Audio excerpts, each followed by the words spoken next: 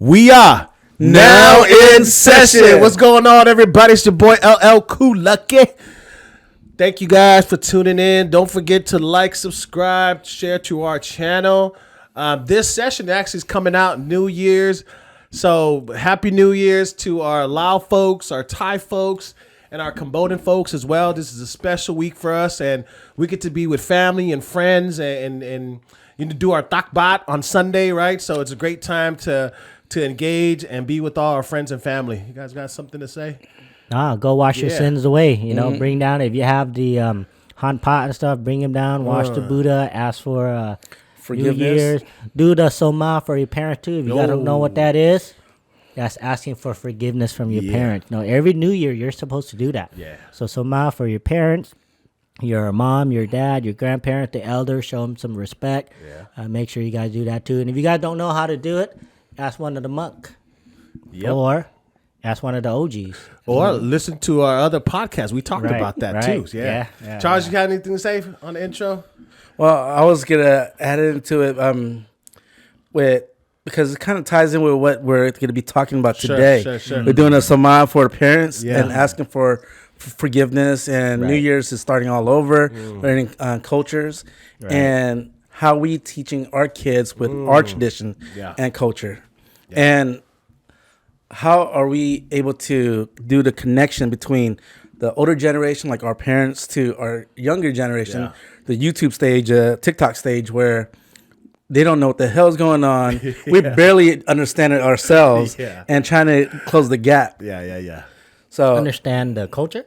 Yeah, understanding the culture, the respect, the morals, the traditions, the values. The values, the way that we used to get beat or ass beat back when we were kids, and then our parents telling us that they love us. But I mean, now, we barely touch our kids, and you know, we're not beating their ass the way that we got beat. That's just so you never try to pick up the phone and say you're gonna call 911 because your dad whooped the shit out of you. You're hella upset. Well, my dad wasn't around to beat my ass, but my mom sure whooped my ass, and then I never got threatened to say, hey, I'm going to call 911 because my mom always beat my ass and tell me, oh, don't tell nobody because they're going to take me away from you. And then you're going to be put in a foster care. Whoa. She knew. Yeah. So she got to your brain first. She got in your head first. Yeah. So, we were sad, but we're more afraid of losing our mom. So, you know, we can't say nothing.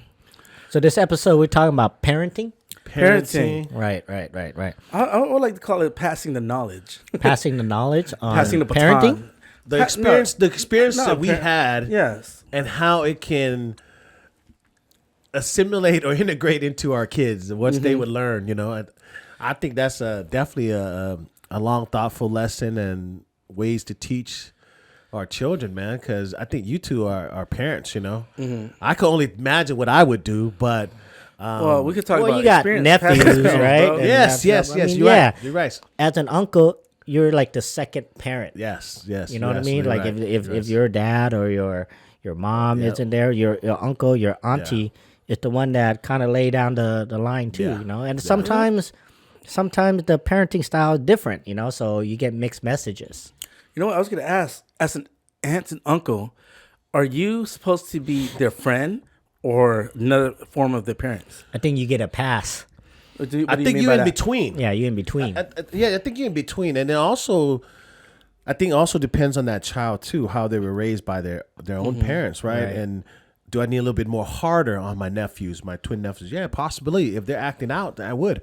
But if these are good kids, do great, respectful, then maybe I tone it down a little bit and have a little bit more fun, you know? Not saying that I'm going to let I let it go, but I'll still be a little stern, you know, because I think I lean more on the teaching way, but also that uncle. I'm more of a bad influence on my nieces and nephew until they're about 5 or 6 years old, and that's when I'm like, okay, now it's your parents. You gotta make up. Your parents gotta take over. Your parents gotta take over. See, I'm kind of on that same boat because if their parents is already strict. Right. Right. The kids need to have a place to go to feel free to tell you whatever is on their mind, right. Because they can't go to their parents. Yeah. But then you're as the uncle, Right. they should be able to come to you as a friend Right. or like an older figure where they could tell things that they can't say to their parents. For sure. You know, like, but at the same time, they could feel safe with you. Right. Because See, that's the relationship I'm aiming for. Yeah. You know what I mean? I hope that I have that relationship with my nephews, and I'm more intimate with them in these conversations, these spaces, where they could be as playing games with them, you know, riding bikes with them, but also a teaching moment for them. You know, that bond that the uncle and nephew should have. So yeah, Charles, that's definitely something that I lean more towards. I encourage my nieces and nephew to do all the bad stuff, right? Like, what do you mean? Like, okay, if the pot is hot, right? So I'm like, oh yeah, you want to touch it? Go ahead, touch it, right? Yeah, You ain't gonna touch it again. Yeah. You ain't gonna touch it because again. like to me, I'm like, I want experience to teach. They should have I see. make a lot of mistakes, Right. in order to learn, right? And I go, oh yeah, you want to jump off this bed real quick? Oh yeah, go ahead. You know, you want to do it? Go ahead. And sometimes you see it, they'll second guess them, right? Yeah. And then, but I don't let them jump off like the bed like real high. I let them jump a little bit. Try it, because I want to teach them to be brave, right? I want to teach them something that can't be taken away from them, right? Like the experiences, like being brave, being courageous, like telling the truth, like staring in the faces of fear, right? And not being scared to make that mistake. You So like I the wanna- experience. Yeah, You I like want the experience. I want them to experience it, because then that's going to teach them a lot more than any uncle, parent could teach them. Yeah, you know, that's 'cause the best it's way to real learn. life. Yeah. That's where to learn. Yeah, because I mean, you can learn from other people's experiences, Right. but you learn a lot more from your own. Yeah. Rejection is a big thing too. Like, Kind of like sink and swim, actually. yeah, sink and swim. Yeah, So, sink and swim. but I'll be there if you can't do you it. can't, yeah. I'll be there to catch Yeah, you. yeah. You know, like if you get hurt or whatever, okay, I'm gonna put a Band-Aid on. I'm whatever here. Go ahead, do it again. You know, and then they'll learn on their own. For sure. I always tell my kids, "Shut up, be a man." Even to your daughter? Yeah, Shut up. I'm not a man, Dad. I'm not a boy. I'm like, man up. What the fuck you crying for? And then, like, I also do that to my nieces too. Yeah. Like my kids, like, I remember when my daughter was 3 or 4 years old. We were at the playground. They're doing the rock climbing, and then like my brother-in-laws, they were like, "Hey, be careful, she's gonna fall down." I go, "It's not that high." You both have kids, man. If you think back to how your parents raised you, what are one or two things that you either would fix a little bit or incorporate it in your teaching methods? Like, what's one or two things that you really enjoyed from your parents? Say, you know what, I really like that, how my mom did that to me, but I also want to try to maybe tweak it a little bit and give that to my kid, my son or my daughter. Like, what would be one of those things? Well, for me, it's easy. Like, my mom has unconditional love for us. Yeah. Like, she's always there. Like, no matter what little that we have, she try to give us as much as possible. But she's also overprotective with her love. Like, she's worried about us. Yeah. That she's afraid for us to do anything.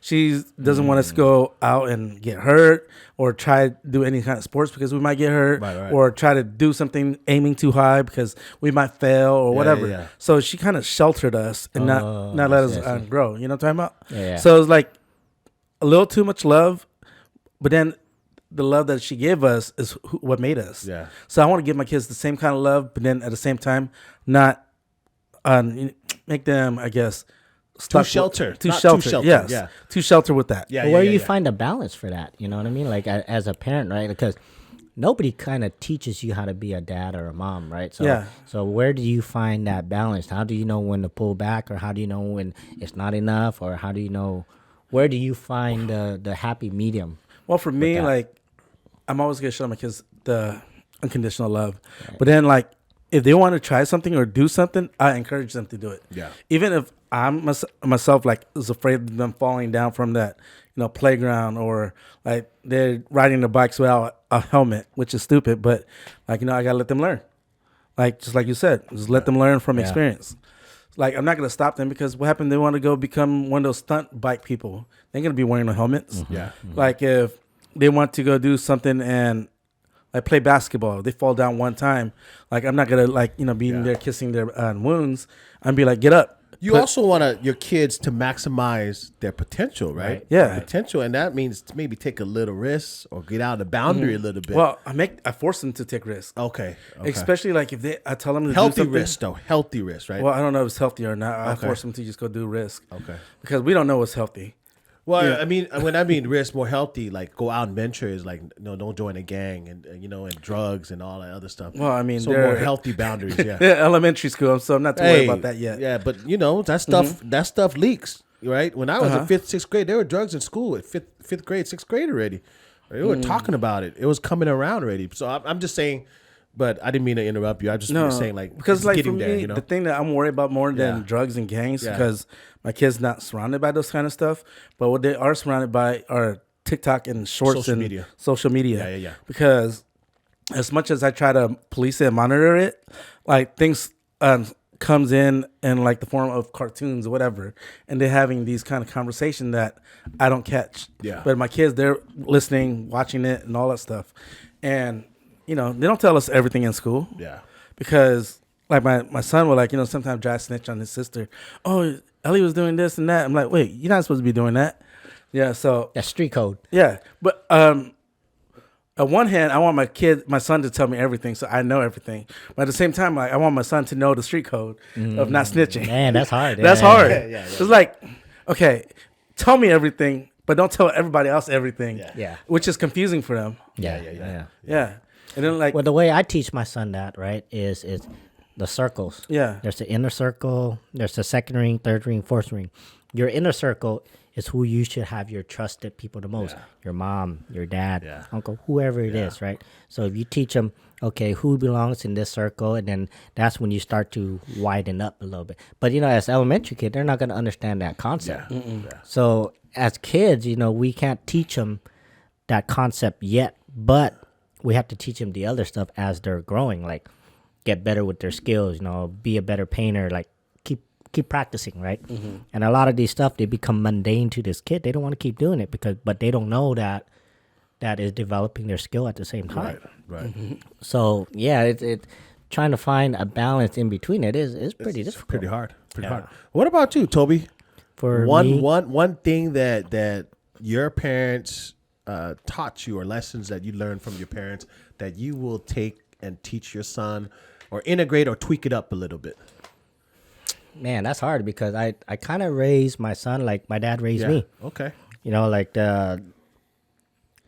I kind of like soften up a little bit, but I kind of lead them without leading them. You know what I mean? Like I kind of, point them in. I put up obstacles along the way, right? And so as he's trying to do something, I'm not really telling him, but I'm indirectly telling him. So you in the back, you say there's a straight line. Right. You're right behind him, between his ears. Right. And you're just guiding him that way. I'm just saying, okay, well, you have 2 or 3 choices. Yeah. And I let them pick, right? And then we kind of go over like risk management. Yeah. Okay, well, these are the positive, these are the negative, right? What are you willing to pay? Yeah. So I give them the choice, like, what are you willing to pay to get what you want, right? There's a cost to everything. If you want to study, if you don't study and you want an A, that means you're going to have to pay, you resting, sleeping, right? To stay up and study. That's the cost. Yeah. So what are you willing to pay for what you want? And so I always ask my son, is it worth it? Is it worth what you're willing to pay? And so I kind of coach him that way, and where he learned how to make his own decision, right or wrong.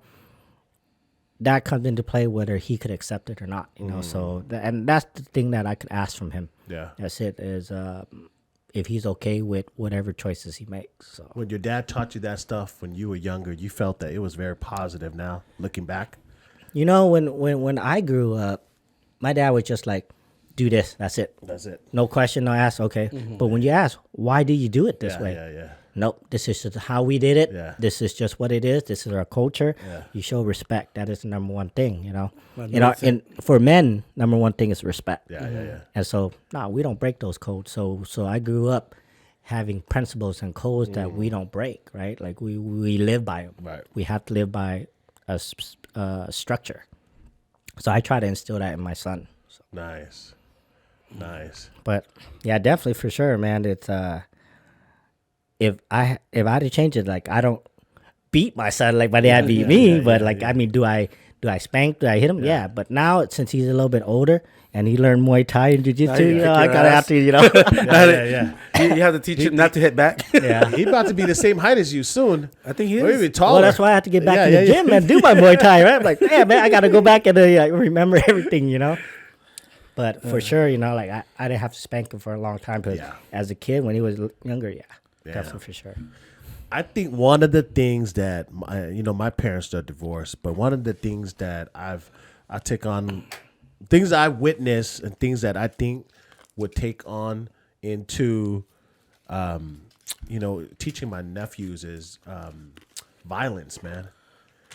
What do you mean? I mean, like, you shouldn't hit women. And I'll be what? You shouldn't hit women. I hope that they take those values ever.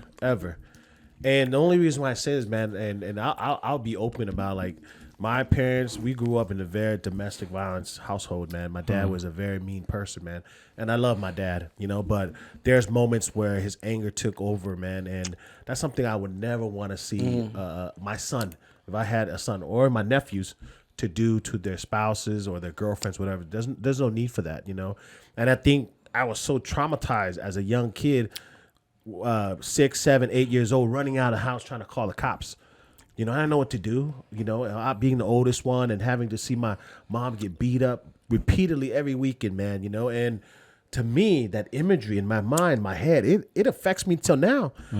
And my mom told me, like, one day she was crying and we were in the room together, said, son, whatever you do, don't ever lay your hands on a woman. Don't care how mad you are. Walk away. Do what you need to do. Your dad said that to you? No, my mom did. Oh, your mom. Yeah. If that's one thing that you can do. The crazy part was, now that my dad's living with me and I'm taking care of him, I asked him about that. We finally had a healing moment, right? I asked him, Dad, man, when you were beating a mom, what the hell was going through your mind, man? Well, son, I have a lot of trauma, man, in my life. That's what I know as a young person growing up, and that's all I know how to express anger. And at that moment, I was trying to adapt to this culture, trying to raise you guys. I got fired from my job. Like, all these things happened in my life in my 30s. He didn't know how to express it. I don't know how to do it. So every time your mom would do something, I would get upset. And there it goes. And your mom didn't back down. My mom never backed down. If my dad was beating, my mom fighting back. And it was to the point where me and Sai had to butt in, And as 6th graders, all we could do is get our super soaker gun. I remember that. And we're like, we're going to hit my dad because we're going to help my mom, But a kid should have never experienced that, man, at a young age. So I asked my dad, I said, man, why did you do it, And how do you feel about it now? He goes, you know what, son? I'll tell you now, that's something that you should never do. Don't repeat the things that I did to your mom. That's not the best way to how to resolve a conflict. And that's the reason why I'm divorced today. That's the reason why I was living alone for 10 years, depressed and thinking about living in a 1-bedroom studio at Somerset and thinking about why am I single and home alone, is because everything that I've been done should have never, should never had happen.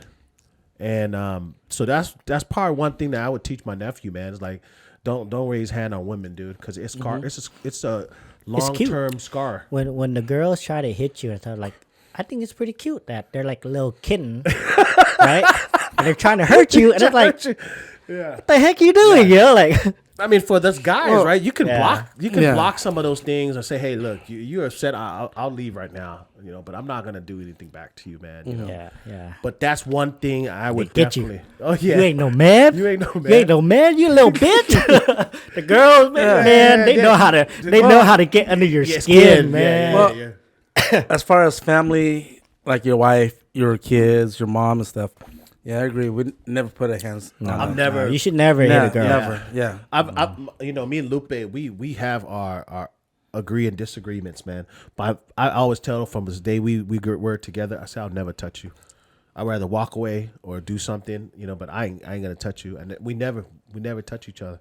That's an agreement that I said, you know what? Now that I heard it from my dad and my mom and seeing it myself, that's something I definitely would want to teach. Now, if you do put your hand on a girl, though, make sure you have a safe word. or make sure you have your phone on you, because everything's recorded. Well, we're having a whole coconut pineapple. Having a whole different Coconut conversation. pineapple. Coconut pineapple. Domina. So yeah, that's one thing that I would definitely teach my nephews. That's not the best thing to do. Well, it's generational trauma, right? Yeah. Like if we don't teach the generation coming up the proper way to act, right? They're not gonna have any direction. Yeah. So now, like, as teenager, when you're a teenager, dude, we're always angry. We're all like guys, right? We're always angry. We always want to fight. We always want to compete. We always want to, because our ego kind of like skyrockets, right? Like we always want to, like, we're just angry, right? All the time. And so we get into our adulthood. We don't know what to do with that misplaced anger. We don't know how to control it. Because nobody taught us. Nobody pointed us in the right direction. It's funny, crazy that you mentioned generational trauma, man. There was a psychologist that shared too that it's going to be passed down to almost 3-4 generations till those trauma eventually slowly die out. 3-4 generations. That means you, me, Ali, Ryder, Tyler, and then one more until it finally goes away from that trauma, man. We're still healing today, dude. And I think we live every day with our parents. That was a struggle, man. And we went through a lot, man. But I think men grow through trauma. Yeah. Like we have to go through trauma in order to heal, right? We have to know what it's like to be pushed to the edge, but then we have to have a healthy way of trying to contain it and learn to be disciplined, right? So I think we need trauma, but we need to know how to handle it. So physical abuse. One thing that my parents did to me, right? Would I do it to my nephews, right? So would you guys ever put hands on your kid as a not enforcer, but a small discipline to your kids? Are you talking about spanking? Spanking is physical. I had. Okay. When you share that? Younger? You share that too? Well, I mean, that's when, like, when they were Wait, very... first of all, did your mom spank you a lot? Of course. A lot. Of course, yes. Okay, okay. Oh, man, I got spanked a lot. Yeah, but that's... we're not talking about... Ask Tomahawk right now to come join us on our podcast. When my kids were, like, very, very young, where words are hard for them to understand. Yeah. So, like, a little spanking. Not like I don't beat them. So you're not saying, let's be very clear, like a fly stick, little tap on the butt or a bat on the butt? A bat on the butt is not little, dude. Well, I'm just saying. Yeah, like, little usually small my hands. spank. Usually my hands. Okay. Yeah, like, usually, You like... went straight to the head? You closed fist or open fist? Depending on which where it connects. Okay. No, but like usually I'll do a lot of pinching. Yeah. Just because give them a little pain. Yeah. But it's not long lasting. Okay. Because as a grown It doesn't man, show, huh? well, no, because as a grown man, like I don't know my strength and I don't know how fragile they are. So like if I smack her, like maybe I'll smack the hand and stuff or smack the legs, but I don't know how hard I hit. Yeah. So I figured pinching them is the easiest way to, teach them something. So you're saying the level of your mom to where you're at now as a parent, you're going a little bit less than what she did to you. Oh, like 80% less. 80% less. Wow, Oh, that's that's a lot. good. That's a lot. Yeah. That's good though. Well, I mean, I don't think I spanked my kids since, they were 4 years old. So, I mean, my son still get like, a whack on the hand once in a while, but that's it. Your naughtiness when you were growing up compared to your kids growing up, is it the same or different? Oh, man, I was an angel. Like, I was a perfect son. So you feel like your kids are perfect? No, hell no. My kids is worse than me. Like, if my kids were like me, like, my life would be perfect. Yeah. Okay. What about you, Toby? You hit your... I use different levels. Okay. Mm-hmm. So, there's different levels, and depending on the mistake. Yeah. Right. So I kind of judge it by like how, depending on the principles, like let's say trust and responsibility, this and that. Depending on what's broken, I decide if it's a smaller stick, big stick, it goes in increments, right? It's most of the time I just have to take the stuff away. Yeah. And he learned if it's a little mistake, But if it's a big mistake, I spank the shit out of him. Like, oh nah, you don't do that because he needs to know the severity of the consequences. For sure. Like, no, we don't do that. Stealing, nope. beat the shit out of him. Yeah. You know, but if it's like lying, oh, that's kind of in the middle. Like, nah, you don't lie. You know. And then, but it was a little mistake, like, you know, oh, I didn't do my responsibility or whatever. Like, okay, well, sometimes I let it go. Say, don't let it happen again. I know everything happened, right? Yeah. Or you just take the stuff away, you know. Sometimes it gets there to where the kids, you do the same punishment, and they don't learn it. Yeah, don't learn it. So you have to increase the intensity. Yeah, they don't normalize it. They normalize. Yeah, they don't normalize it. Yeah.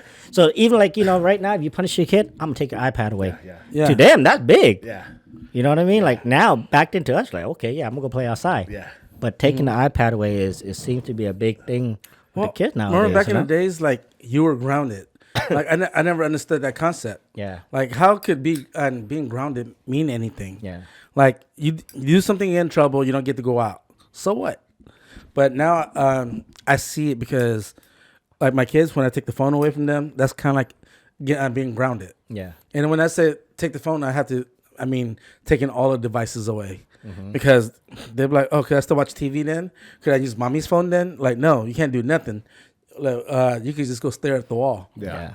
Like that, for me, it was like, how is that like so traumatizing for those kids? Yeah. They need to suffer some more. Yeah, like I go, man, I need to make them do some more like punishment. I feel like just taking the phone away from them is not enough punishment. Yeah. But at the same time, like Toby said, where they didn't do anything to warrant more punishment. Yeah. Yeah. So like, yeah, they slept late, you know, like, so I take a phone away from them. But do I need to punish them more than that to? It's excessive. Yeah. You got to kind of have to judge. Yeah. Like what they do. Like sometimes if my son make a mistake or don't do his homework stuff, I make him kick the bag. Yeah. Hey, go give me 100 kicks on each side. Yeah. At the same time, it's making him stronger, but at the same time, he's suffering too, you know. But he doesn't know it's making him stronger. Yeah. At the same time, he's like, damn, man, my leg hurt. I don't want to kick this. Or like sometimes I draw, like if my niece and nephew gets like in trouble or whatever, I draw like a dot on the wall. I said, put your nose right here, you know, for like 5-10 minutes. Dang. So they stay there and they're like, I don't want to stay here like this, you know. And sometimes if you move from it, I hit him. You know, like, nope, don't move, stay there, you know. Wow. So I remember doing that to my son. He's probably like 2 or 3 years old. Yeah. I made him go stand in the corner. Yeah. And he fell asleep. He just laid fell down. asleep. Well, you didn't watch him, Huh? You No, didn't I watch watched him. Oh, Fell asleep. What's that gonna Poor do? kid, Like he just 3 put his years head. old. Yeah, he just put his head against the corner and then he just that's laid why down. you hit him. Say no, you have to stay awake because it's telling in their mind that hey, what I'm doing is wrong. I don't want to be suffering like this. You know what I mean? So the second time you told him to go back to that dot, did he sleep the second time? No, it's just the one time I remember. The other time, like he stays awake. But it's just that one time he fell Yeah, you're asleep. too easy. Easy. No, like damn, you're too easy on your Hey, kid, he learned man. his lessons, and to me, it had a moment of like, oh, that's so cute. You know what? I echo the same thing what Toby shared, only because my parent did the same thing. It was compartmentalized, and if I did something, let's say the day I wrecked my dad's car. Yeah. Okay. Yeah, you fucked up. I got whooped. I got whooped. He made everybody watch. My sibling watch. I beat your brothers, but you know he whooped me. But there's moments where you know he heard that I was stealing something at the liquor store. Oh, okay. You want to steal, huh? You want to steal, huh? There were different physical Punishment. There you go. Yeah. You know, and he compartmentalized. Hey, you do this, you do this, right? My mom was the emotional person. Said, "Hey, the reason why your dad did this is because of this." So I had both techniques into me. Would I do this for my nephew? Of course, I wouldn't touch him. I'll let the parents do that, right? But I'll definitely be very stern. But if I had my own kid, I would definitely echo and do the very same thing Toby shared. Like, it depends on what the severity of that incident. Well, you know? if you think about it, right, like these punishment, these things that we do to our kids, you manipulate them or you motivate them. Yeah. It's two sides of the same coin. For sure. If you manipulate them, right, and tell them to do all the things, you're doing it for your own benefit. Yeah. Right. But the same method that you use for your kid is supposed to motivate them to change their behavior. For sure. Right. And so it's two. When you do the things you do, you kind of put up barriers and stuff like that for them. And then it depends if it's for your own benefit, right? If the dad is not healed, if the dad doesn't know or the parents doesn't know what he's doing, then they're kind of like brainwashing them in a way, right? To act a certain way, do a certain thing, be a certain way. Society kind of conformed to that. And so back then when we were growing up, our parents didn't know that punishing them was going to make us act out or do certain things. Right. And so we have to kind of let them make their own decision, but know that there are consequences to these things. So See, now, you guys don't have multiple kids. Like, when my kids are fighting, and, like, I remember when I was younger and I fought with my brothers, like, my mom would beat both our ass. Huh? Did you win? None of us. We both got our ass beat by my mom. So she won. Yeah. Like, me and my brother never got... Ooh, you made me bring out the fly swatter. Yeah. Oh. We never got a chance to know who won. Like, we just started fighting, and all of a sudden, my mom come out of nowhere and just whoop both their ass. And, like, right now, my son's, like, he can't stand his sister. So, like, and my daughter, she loves to bug the shit out of him. Yeah. And sometimes, like, he'll, like, punch her or whatever, or get mad. He wants to hit her.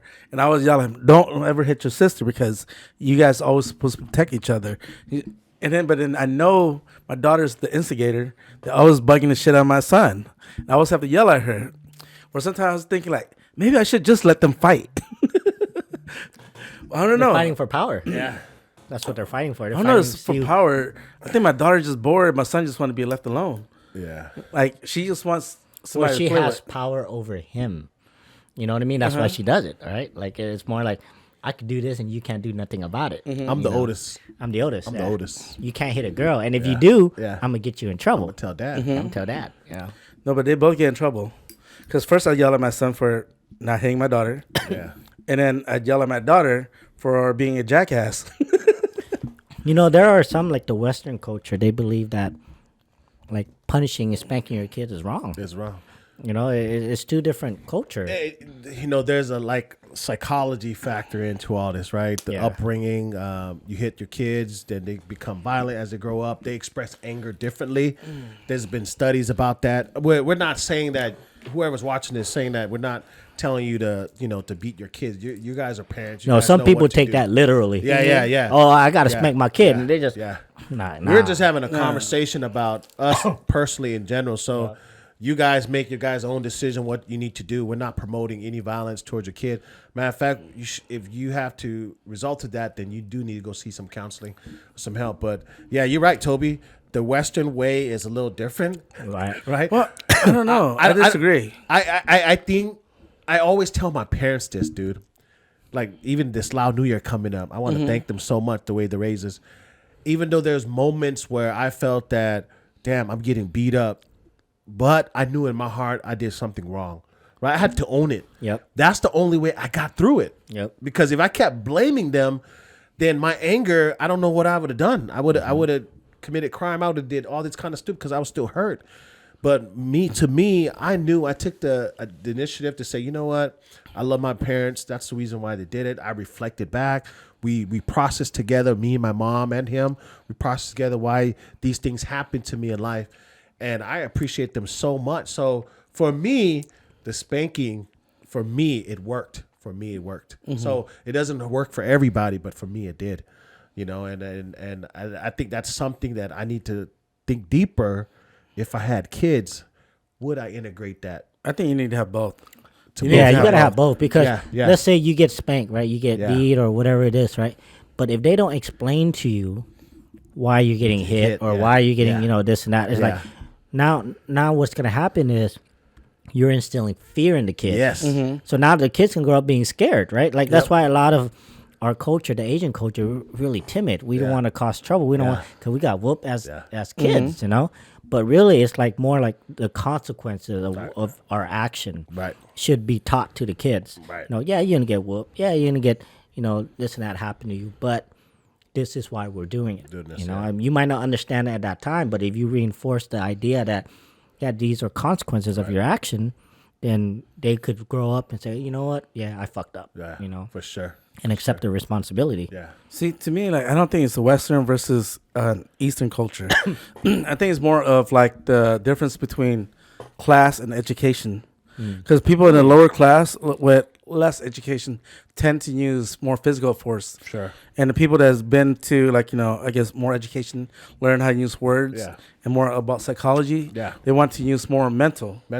Sure. Yeah. Mental what? Mental verbal techniques. Mental techniques, talking to your kids, punishing them, time like out. time out. Same thing. So those kind of nonsense. Yeah. But then you need to have both because sometimes just verbally they won't learn. And same thing with physical. If all you do is physical, they won't learn because all they know is punishment. They just don't understand why. Yeah. Right. And then this time where people it's not like the kids did anything bad. It's more the parents trying to prevent them from getting hurt. So and the parents don't know how to, verbally or talk to the kids, like teach them, hey, if you go out there and, I guess ride a bike without a helmet, you could hurt yourself. But they see the kids out there doing things that they told not to do. So instead of talking to them again, they spank the kids to try to, deter them from doing that again. So sometimes the kids didn't really do anything wrong. It's just the parents don't know how to teach them with words when it's needed. That's so true. When I see kids disrespect their parent, I know already, 100%, dude, that's bad parenting. Yeah, it is bad parenting. You know what I mean? Because if I see it, dude, if I see a kid disrespecting the mom, the dad, like spitting on them, yelling at them, and throwing this and throwing touch, like, bro, that's bad parenting. You need help. Like you need to get control of your kid. Yep. You're letting your kid run the house. Yeah. Just like my son did. Scared. I forgot what my son did, right? I told him not to do it. And I go, that's wrong. He go, well, you don't want to raise me. And I turned to him, I go, I'm still raising you. Want me to sock you in your face right now? Yeah. He's just stay quiet, like, no. I go, don't ever talk back to me like that. Yeah. You have to say it right then and there. No, right? I did. Yeah. You can't let it linger the next day. Nah. Well, you can't change your mind either. Yeah. You can't be like, hey, that's wrong. You hit him, boom, and then all of a sudden, like, let's say they fuck up and they said, okay, yeah, go do it again. Like, what the fuck? Yeah, like, It's not consistent. You have to be consistent with your punishment. Yeah. And if two parents are not on the same page, let's say one parent, one dad, like the dad punish him, and then the mom come over and say, oh, it's okay, don't worry about it. Here, like, here's some candy or whatever. Right. The kid's thinking, well, shoot, I'm gonna mess up my dad. I'm gonna go to my mom. Because they can splitting. Yeah. Splitting the parents. Bro, the kids, they know how to manipulate the parent at a young age, and this ain't taught. It's innate. See, that's the thing. The kids' brain functions and learn the most. Right. Maybe from 2 all the way up to 8 years old. That's when they pick up everything so freaking fast. I think that's the best time to teach your kids, man. They're a sponge. It's sponge. And a lot of these, I'm not saying I've seen a lot of young kids talk back to their parent. I'm like, man, I couldn't do that, man. I'd get my ass beat. Right? So, dang, that's crazy. No, it's true because once you become an adult now, right? Now you have respect for nobody. Yeah. You know, like it's already done. It's already programmed in your mind already to be that way. And so when you're protected all the time, you go out in the real world, now you're like, oh shit, who's gonna protect me now? Yeah. And like, I like it when kids, fight back or try to defend themselves. But sometimes, like, it goes a little too far where it becomes just disrespectful. Yeah. And, like, I've seen kids like that where they argue back, and I go, oh, okay, cool. But then there's time where they just saying things that's just kind of disrespectful, and I look at the parents, I'm like, and they just laugh or whatever. I'm like, okay, guys, you guys need to know the boundaries. Yeah. And, like, I can't be a parents for you guys. Right. Yeah. Because if I were to say something or do something, they might not like it. Right. So, like, dude, there's time where I'm not gonna say names or anything, but like this little girl say stuff to me, and I say stuff Call back you to her. fat? No, that that's fine, whatever. Call you bald? No, I mean personal attack like that, I let it slide because they're defending themselves. That's what they need to learn. Yeah. But sometimes like they just being rude and like kick you or I guess spit like those kind of stuff. That's just plain disrespectful. Yeah. Like it wasn't called for. Yeah, it wasn't called for. Or like, if I'm doing something and they just came, oh, this is mine. I'm like, no, what the hell are you doing? So like, I don't know how to explain it. You have to be there to see it. Sure. Well, what I do to my nieces and nephews sometime, right, is when they're playing with something, I'll just go just mess it up, right? I want them kind of provoke them to defend themselves. Say, hey, why you do that, uncle? You know, this and that. And go, ha. Walk away, right? But for them to stand up and say something, that means something. Yeah. Right. Yeah. But if they come and do it to me, I laugh too because I'm like, oh, okay, yeah, he tested me too. Like that, because you started it, you want to see them defend you. Yeah. But defend themselves. But then, like, what happened if they just came and just start being disrespectful to you for no reason? Right. And then, so that's where it comes kind of like in a gray area where you're like, okay, where do I stand on this?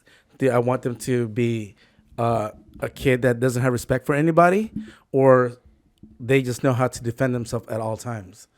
So that's kind of hard for me. Yeah, it's pretty hard. Wow. Mm-hmm. How about you and your nephews and stuff? Man, hey, this one's hard, man, because, like, where do you see your boundaries at? Like, being an uncle, right? Like, where do you see your boundaries from teaching them and kind of playing with them, and where do you say, like, you know what, that's the parent now, Yeah, but right now, because they're so young, they're about to turn only 4. The parents do most of that. There's times where I do tell them, if it's crossing the line as far as them disrespecting each other or disrespecting their parents, that's when I share a little bit. But their parents have their own way of I don't try to cross too much boundaries with the parents. But there's moments where I think during my time doing art therapy or playing with them, that's my teaching moment with them. And if their parents is teaching them, I'm sure they have good intentions. Like, hey, we're going to teach our kids the right way. So I hope that mine, since my brother and us grew up together, I hope that we intertwine and come in a unit later. But also teaching almost the same thing, just different styles.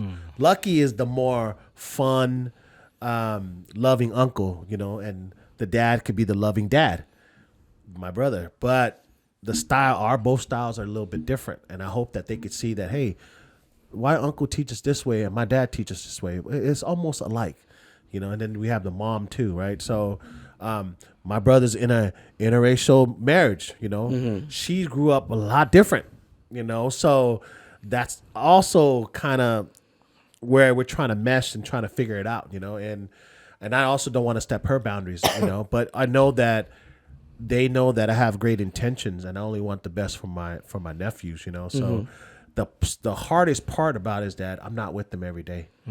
I only see them maybe right now once every 2 weeks, which is a long period because I want to see them once a week, but it's hard for me right now. I hope to get to that when they start remembering, when they start seeing me more often. You mentioned consistency. Have to be more consistent with them, and being repetitive. That's the only way they're gonna grow and learn, man. And so yeah, for me, it's just having more time with them and making sure that my brother knows and his wife knows that I'm here with great intentions for your kids, and that's a conversation I have to have with them. Like, hey, look, there's times where they act out. I'm gonna have to discipline them. And I want you guys to know that I have great intentions for that. And I hope you guys don't mean no disrespect, So yeah, that's another thing, man. It's hard. It's hard when you have interracial marriages and different values, different ways of growing up. And I don't know. I don't think she ever got hit. I don't know. I don't know that side of her family yet. Right? We haven't talked about that. But I know that that's something I have to do in the future. Yeah, every family dynamics is different. Yeah. Everyone is dealing with different challenges, different values. Like, value that we hold dear might be different in another family. So it is definitely unique to every family, unique to every kid, unique to every parent. But I think that two parents coming together, man, that's hard to exist with one another and trying to teach the right thing because both parents could be right. Yeah. Different culture. Yeah, different culture. That's even harder. I think about me and Lupe. Yeah. Like, we talked about it before marriage. She said, minor, a little bit spanking, okay, depending on the severity of thing. And I said, yeah, that's fine. We agreed upon it. As you get closer and you keep talking about it a little more, like, man, I seen the way you hit our dog, Lucky. I don't know. They peed around the corner. You told him 3 times. Like, yeah, I told him 3 times. I spanked him a little bit. I would do the same thing for my son if he messes up. Yeah. But the emotion that she took into it, I was like, okay, man, this is a different tone that we talked about before we got married. Now you have a softer tone. What the crap, Yeah. But interracial, again, back to what Toby shared, like different dynamics. We have to agree upon something, and we just have to push forward. Well, that should remind me when my son was potty training. Like, I try to teach him all kind of different ways, right? Like, take the diapers off. He would just have accidents, or trying to have him go to the bathroom before he goes to bed. Still have accident, or all that stuff. So I try to do like the verbal stuff and the nice way. Now I got tired of it. Like every time he has an accident, I spank him. I go, look at this. Why you do this? I took 3 times. After that, it was done. Oh, and he was potty trained. Wow. Sometimes you just require physical force. I took a different approach potty training. What? So what we did with my son was I threw Cheerios into the thing and I made it a game. Mm-hmm. So, and every time you need to pee, nah, I ain't got to, right? But when every time I was, you need to pee, nah, and then, oh yeah, I gotta go pee, right? Mm-hmm. And then we go with in there, and he think it's a game.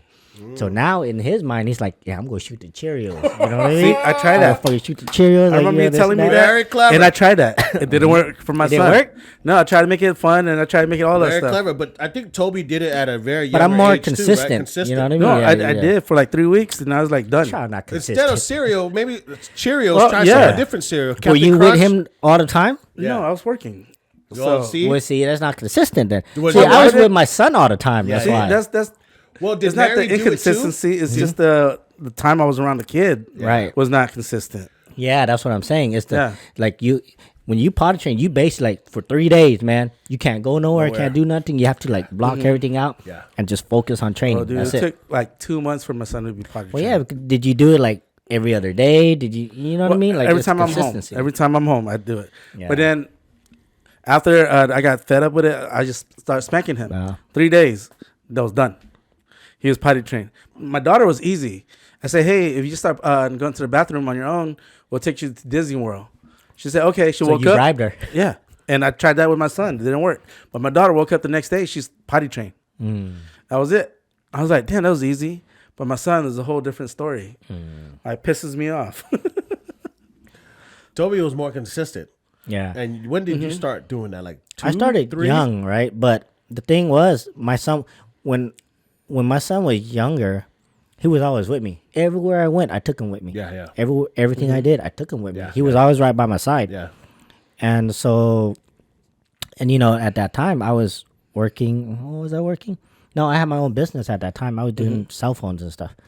And so he was with me all the time. So everything I did, I taught him. Okay, boom, boom, boom. I was there with him. I didn't even do anything else besides be with him. Yeah. So I had the time to give him and kind of teach him these things. Yeah. So it's the consistency that you need to be in order to teach him, for sure. But working parent, that's hard. You know? Yeah. That's when I was working 14, 16 hours a day. Yeah. This is at Lay's. Huh? Yeah, Was this that is when I Lay's? was at Frito Lay's. Yeah. When I worked like 12 hours a day over there, and then I go to do real estate too. Yeah. So I wasn't home that much. Yeah. But let me just switch it up a little bit because you guys were talking about different culture. So that's also different religions. Oh, yeah. So oh, yeah. what do you raise your kids as? Yeah. Do you raise them Buddhist, Catholic, Christian, or do you just let them learn on when they grow older? Well, this in my household, we're pretty open about it. There's no right or wrong religion, but I think it's more about the culture. We took religion out of the context, and we talked more about the culture. We talked more about upbringing too, and that's why Lupe and I was able to mesh a little bit better. Like, hey, okay, your upbringing was like this. Mine was very similar, maybe just a little bit different because mine was a little bit extreme. But can we put two together and meet in the middle? And I think that's how we compromise on it. So to answer that, Charles, there was no religion factor into it. So. Well, here's the thing. Remember, I'm not a religious guy. My parents are Buddhist, right? My dad, he doesn't believe in anything, so I'm kind of with more like my dad. But there's a spiritual side of me. Yes, I got that from my mom, the spiritual side. Now, it didn't mean that when I go to Catholic church, my wife, which I do once a month, I try to, and I don't have a problem with that too. So I'm kind of in between. Now, Lupe doesn't say we're gonna raise them the Catholic way. She don't say that. It's like, hey, we're gonna raise it how us two culturally, and so the culture is very similar in a way too. So, what about your brother? They have that conversation? No, I don't know if they have it, man. And you know, and my nephew, man, to say they're little. I think to me they're a little bit spoiled, man. You know, and even as an uncle, I have to tone it down a little bit, right? And leveling and kind of strategizing. Like, man, I'm giving them too much, it's too easy, right? Yeah. And You have to struggle. Yeah, man, mind you, that's our first nephew in our family. Only. Yeah. So they got sister, brother, Nancy, Tom, all the decent. They get spoiled by her family too. They get spoiled. Yeah. So we have to tone it down, you know, and we have to kind of figure it out. I don't know if Sai had a conversation with Kim. Yeah, because once they get to a certain age, like that's their baseline. Yep. You know what I mean? And so it's like you can't expect those kids to learn how to struggle if that's their baseline. Right. They can't go lower than that. Right. They can only go up. Yep. You know, so it's like, and if let's just say that's their baseline and you take everything away, now they don't know where to go. They don't know what to do with themselves because their baseline is never that, you know? So yeah, man, that's a hard thing, man. And I only know by what I see. So how Toby shared, if those kids are arguing back with their parents, then I knew it was the parents not raising right. And that's the moment, even when they come to my house every other weekend and come out and party and barbecue, I watch them. I see how they interact. If they're throwing stuff around, they're not listening. The parents tell them 5 times and they're still doing it. That's when I say, hey, come here. Yeah. I need to talk to you. You know what I mean? Don't do that. This is not your house. Respect people's house when you go to people's house, right? So that's when I come in as an uncle, you know. And I know later down the line they would appreciate that more than saying, oh, okay, just do what you want to do. Nah, I'm not gonna be that, you know. So yeah, that's very interesting that you mentioned that, Charles. Religion does play, and people that are more religious, they will have that conversation, and it's a tough one. Oh, you're Muslim? You know, Muslim way, we raise our kids this way. Well, if you're Muslim, you're not allowed to marry anything outside of it. Yeah, for sure. No, you are, but the person you marry has to convert. Yeah, has to convert. Yeah. So, and really, you're not marrying outside. But it still has some influences because they were born, let's say, Christian and went to Muslim. They'll still have a little bit of Christian way when they grew up. So it may interfere a little bit, not saying a lot, but they converted. Because I know, like, Muslim and Jewish, if you get to marry somebody, the other person has to convert. Yeah. One convert in or out. You Yeah. have to convert in. Well, I know, but if you were Muslim and you're like, you know what, I want to marry this Christian guy. If that Christian guy don't become Muslim, you get out. You can't. That's very interesting. If you guys are in this like situation right now that you guys struggle with 2 different religions, we would love to hear from you guys because that's very interesting, dude. Yeah. Imagine that. You date a Catholic and another's let's say Buddhist, and they don't agree on stuff. Or atheists. Yeah. Because there's a lot of atheists out there now. Yeah. Don't go there. We don't need to go there. Yeah. You know. What about you, Charles? How do you feel about that religion? Would you have your kid? I won't influence my kids religion? to be a Buddhist, but I will teach them about Buddhism. Yeah. And if my kids ask me, what are we? I'll tell them we're Buddhists. But I want you to learn, because to me, Buddhist is not just a religion, it's a way of life. So I don't want to teach them to, like, you know, oh, you got to go pray this many times, you got to go do this offering, because that's more of the cultural side.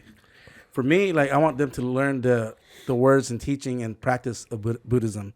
And whether they grow up to be Christian, Muslim, or whatever, they could still practice these stuff and without doing the worshiping part. Do you grow up Buddhist, right? Your Yeah, your course. Your mom taught you all that? So yeah, I've been going to the temple since I was a kid. Does your wife also is Buddhist? Well, she didn't go to the temple or nothing, but yes, her family is Buddhist. Okay, so your family's lean more towards Buddhist, and I'm sure she also wants to incorporate that with the kids, right? We're not incorporating Buddhism in raising our kids at all. Okay.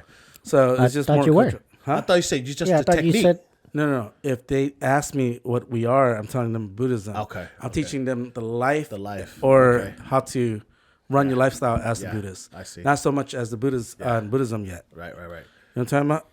no. I'm confused because you said just a minute ago, you said that you don't teach them Buddhism, but then you want them to learn the way of Buddhism, right? Yeah, yeah. Isn't that the same thing? Yes, but then I haven't did that yet. Oh, because right now they haven't really explored that with you. Yeah, because I need to teach them to make it fun. Because right now the kids, if it's not fun, they don't listen. Yeah. And like back when I was a kid, it was easy for me to learn because there were stories that my mom tells us. There's movies, like Thai movies and stuff, that teaches us about Buddhism and all that stuff. Well, she took you to the temple as kids, yeah, right? and just seeing, like, exploring that way. And all that stuff. But then not just that, because I watch movies and shows about our cultures and our religion as well. But with going to the temple, and then we learn more. Yeah. My kids don't speak Laos or understand Laos. Yeah. So even if I take them to the temple, all they're going to see is just us doing the ceremonies, doing the offering. Do you take your kids to the temple? Or? Yeah. Once a year. Not all the time. So this weekend. So this weekend we'll be at the temple. Okay. And we'll see. But to me, going to the temple on New Year's or during ceremonies, that's just the cultural part. Right. You're not really learning anything about Buddhists. You're learning about the culture. Right. So, well, my question now is like, do you take your time on the drive to wherever temple you're going to say, hey, Ali, Riley, do you know why mom and dad is taking you here? Like, is that a conversation you have with your kids? Or are you more like, look out the window. Does this trip look familiar from you from last year? Oh, yeah, we're going to the temple, Dad. Right? Is that more of the teaching or those things haven't been spoke about? I'm a little confused. With your Are you talking about like this? My kids know what the temple's at? Yeah, like no, like when you go to the temple, do you have conversations with them? Yeah. Well, I mean, I take them to the temple and I teach them like, hey, this is what the ceremony is about. Okay, yeah. And like, when we see the Buddha statue and we got Samtua and all that stuff. Yeah, so I teach them that. Okay. And like, but then to me, that's still more of the cultural side. Right. Not so much about the Buddhism, about the learnings or teachings. Right. Like, I mean, I teach them, because I haven't watched Dharman. You ever watch Dharman? It's on YouTube. So it's this guy like teaching kids how to be a better person, how to be a good person, teaching them about karma. Yeah. So I incorporate that and teach them like, hey, that's like Buddhism where there's a lot of things about karma. Well, we don't look down on people. I think you're teaching them Buddhism, bro. You may not see it. Yeah. There's a layer. Teaching them a little bit, but not as much as what you guys were talking You're about. You're not going in depth, right? Yes. You're not going to in depth of the core yet because they're still young too. Yeah, because they don't understand it yet. Right. But that's what I was saying. I'm not teaching them as much yet, but I'm trying to teach them a little bit at a time. Scratch on the iceberg, right? You scratch the iceberg for them so that they can see. I just want them to be a good person at the end of the day. Yeah. What about you, Toby?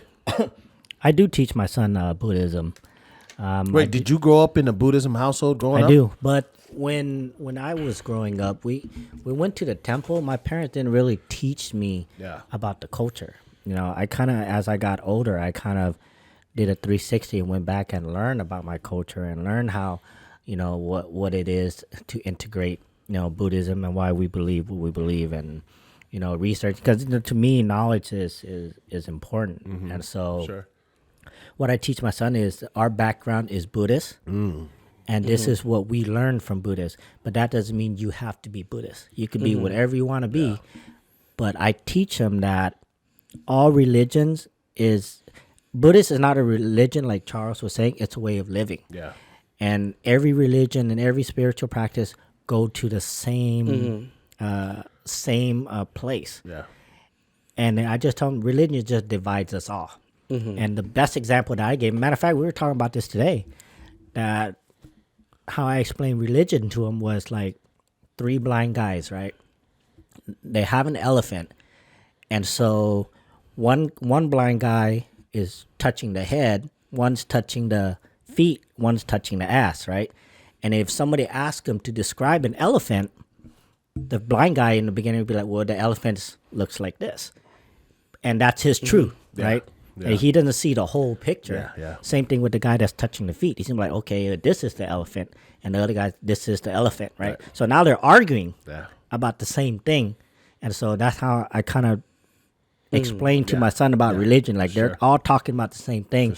It's just we're divided into this category, and we're fighting each other over the same thing. So and that's what I teach them. You know, and my belief is more than yours. My belief is more. My belief is the truth. Right. The elephant has a tusk. There's no way it has a tail. Because you know what I mean. They're looking at it from a different perspective. And so I tell my son to don't look at just that perception. Look at the big picture, and I try to teach him to look at it from the bigger picture. That's a great analogy, man. You know, and that's so true, dude. Like, and it's crazy, man. The methods that my dad teach me is very similar to those metaphorical ways, dude. Right. And I used to scratch my head a few times, and I'm slow. Trust me, I'm slow, dude. Oh, no, we believe you. When I was growing up, I'm like, damn, Dad, explain that to me one more time. Oh, my God, I'm tired of explaining this to you. Right? But it makes so freaking sense now, man. So what I'm hearing is you guys are going to take about 75, 80% of probably, right, of what your parents taught you.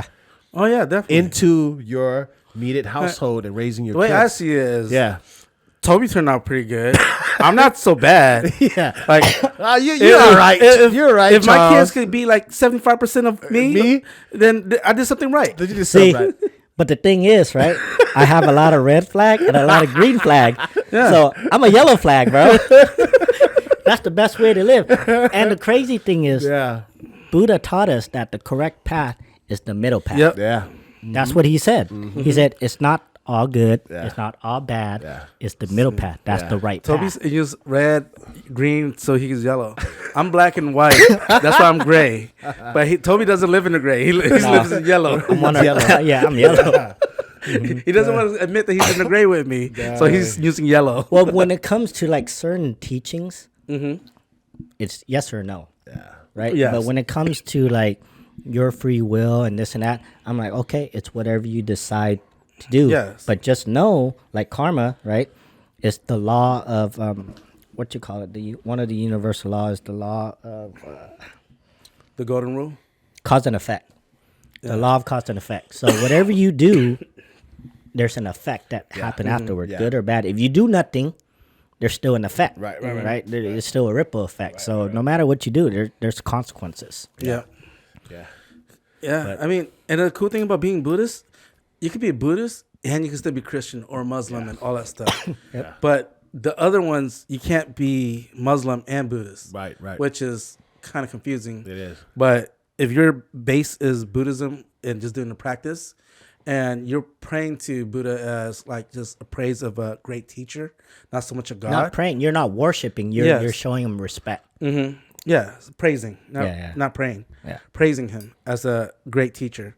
But a lot of people pray to him as a God and asking for, I don't know, blessings and all that other stuff. And he can't do nothing for you. Yeah. Well, he wouldn't, because he wants you to learn the lesson.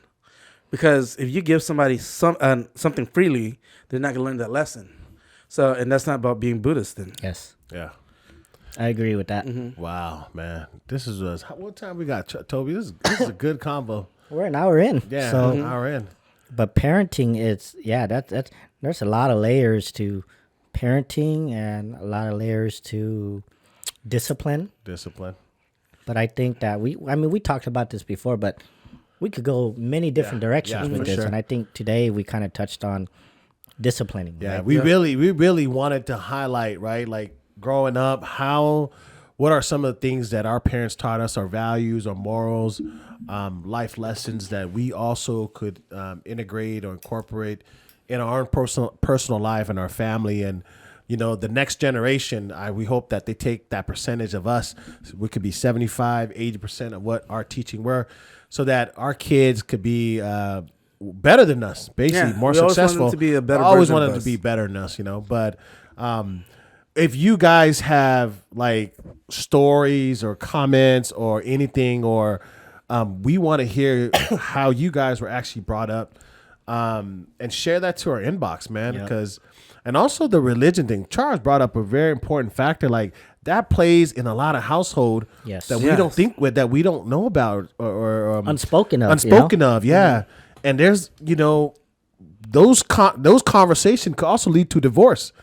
Really? Yeah, breakups. Like, no, I don't agree with that. You know, if we don't agree with it, we don't start. Yeah. And we might as well let it go. So I've heard of 1 or 2 couples in my lifetime. They broke up because they did not agree. Because of religion, and not agree with how they want to raise the kids. Yeah. And they left. They like, no, we can't do this. They had kids together? No, they were thinking about it. Like, hey, we want to have kids, and they had pre-counseling, pre-marriage counseling first, and then they just broke up. They say, no, what, we just got to go. I want to know, if you're in a family, right? The decision for raising the kid or disciplining the kids and stuff, does that come down to both parent, or does it come down to the leader of that clan? The majority of the time, I think I could say at least more than 50% of couples, they would say that it goes to the husband first. And in my household, I'll make that decision. However, not discrediting my wife, she also has a say in it. Yeah. But again, I also make the main decision. Yeah, I agree with that. With the wife's second was that word I want to use, that slang word. What? I don't know that when you agree with that first choice, what is it? There's a slang word to it. Second, I forgot, whatever. Somebody on the video part knows. Approve. Second, approve it. Yeah. But yeah, I agree. The majority of the time, I think the husband would do it. Because I think the husband should be the last say, because he is ultimately responsible for the well-being of that family. Yes. You know, because the wife, she's responsible to a certain point. Yep. But whenever shit hit the fan, the husband got to be responsible. Yeah, for sure. I would say not the husband, the leader of that family, because there are some husbands out there that ain't the leader. That's a good point, Charles. I agree with that too, Charles. You know what? Charles is coming with a lot of ammo today, man. Charles, I kind of like this Charles, man. Shit, I've been saving those in my pockets, baby. I know, because me and Toby got ammo, but they're like, man, listen, Charles got us today. Charles looking at it at a different perspective. Yeah, I'm like, wow, you do make a lot of sense, because a lot of women do run the family, the household. Yeah. Or they're the main breadwinner. Yeah. All right. Or vice versa. Yeah. We see that happen all the time. Yeah. Go ahead, Charles. Finish that thought. Yeah. Finish the thought. You know what? Circle back to me, because I want to make it as deep as possible. You brought it up. Because Okay. you brought it, like, why? Because you feel that if the woman is the head of the household, right? Yes. She has a say in that. Yeah, because there's time where husbands are just there, but they're not there mentally. Ooh. They could be an alcoholic, a gambler, a drug addict, for sure. And then they leave the wife as the person that's running the household. Yeah. Or they might not even be a bad person. They just may be a workaholic, and all they do is go out to work all the time and not present in the family's life besides work. Yeah. Here's the money, Yeah. and they're gone doing their own thing. So the mom or the wife has to be the one that raised the kids and teach them about life. Yeah. Because the dad is not there to teach them how to be a person or a man. Yeah. Anything like Well, that. I think she need to find another man. That's what it is. Like, you picked the wrong man, girl. Some just stay. You know what I mean? They're just so complacent with it, and they feel like they have no way out. Yeah, they have no way out. Yeah. Well, some people just feel like that's the lifestyle. Yeah. That Like they normal. grew up. It's normal. That's normal. Because the husband's out working day and night, and he's not complaining. He's bringing the money home to feed the family. Why am I complaining when all I'm doing is raising the family? Yeah. So they figured they have their own roles to play in. Yeah. Now, if your husband's a drunk, alcoholic, gambler, you need to find somebody else. Yeah. But if, it all depends on the culture that you came from and the lifestyle that your parents came from. Nice. Because if you came from a family that did that, to you, that's normal. That's normal. That's their baseline. Yeah. Mm-hmm. Wow. Dang, a lot Cool of conversations, man. Pretty insightful. Cool. Yeah. Yeah. You did this one, Charles. Definitely looking know at a what? different angle. Yeah. Any last thoughts about life lessons, or I know some of our viewers are probably hearing this and thinking how they're gonna raise, if new young couples are trying to have kids. Like, Toby, what some last words you would share with someone about 3 life lessons that you would share with the community and on the way you were raised and how they can don't let your kids run the household. Ooh. That's it. Ooh. Like, you're the CEO, right? You ain't gonna tell your boss how to run his company, right? So why are you gonna let your kid tell you how to run your company? For sure. So if you talk back to your boss, what are you gonna do? Get written up. Yep. So if your kid talk back to you, you gotta spank that ass. You know, like, you gotta make sure. You know. That's deep. That's deep. Yep. Charles, just like echoing what Toby's saying, like if you're saying, man, I don't know what to do with these kids, they're not listening. Before you start blaming the kids, look at yourself on the way you're talking to them, and usually it starts with you, and then check with your partner. You guys have to be a team. One person can't just be the bad cop and the other person just be a good cop all the time. Yeah, you guys got to be partners. Yeah. Yeah. So. No, that's echo that too. Like also respect one another. Teach your kids about respect and also being very intimate with them. I see a lot of parents not spending too much time with their children, and I think that's where the disconnect is at as well. Like you want to spend time with the children so that you could teach them these things, right? Instead of being on your phones or doing all the other stuff that you need to do, your children come first. Not other things come first. And we always hear about babies getting left behind at a house while the mom would go party. I saw it on the news the other day, and the baby died eating their own feces, like stuff like that, man. Yeah, I saw it on the news. But be intentional with your kids, because your kids are the result of how you raise them. You are the parent, you know what I mean? So that's the number one priority that I would have to share with the audience, man. Yeah. Right. Thank you. Don't forget to like, subscribe, share, okay? And if you're new to the channel, welcome. Don't forget to hit that bell button, the subscribe buttons to hear our next video that comes out every other week, all right? We'll talk to y'all later. Thank you. Happy New Year's, everyone. Yep.